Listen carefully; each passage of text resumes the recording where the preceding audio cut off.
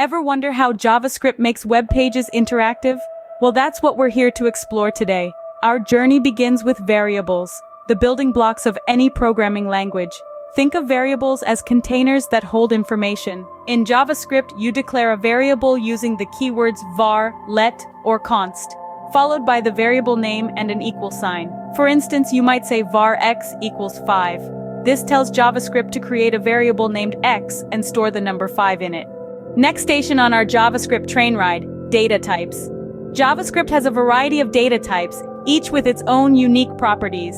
We have strings which hold text, numbers for numerical data, booleans, which store true or false values, objects, complex data structures, and arrays, which hold lists of data. Imagine them as different kinds of storage boxes, each designed to hold a specific type of item. Now, imagine needing to perform a task multiple times. Rather than writing the same code over and over, you can use a function.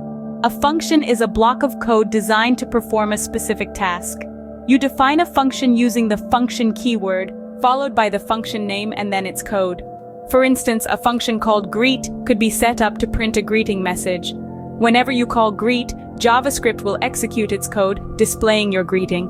These basics of JavaScript, variables, data types, and functions, are the pillars that support all the more advanced concepts you'll encounter as you delve deeper into the language. Like learning a musical instrument, it takes practice. Write code, experiment with different features, and don't be afraid to make mistakes. That's how you learn. To recap, we've learned about variables, the containers of data, data types, the different kinds of data we can store, and functions, reusable blocks of code. These are the fundamental concepts that underpin JavaScript, and understanding them is key to mastering the language. Remember, the world of JavaScript is vast and full of possibilities. So keep exploring, keep learning, and keep coding. Thanks for joining us on this journey today. If you found this tutorial helpful, consider subscribing for more. Until next time, happy coding!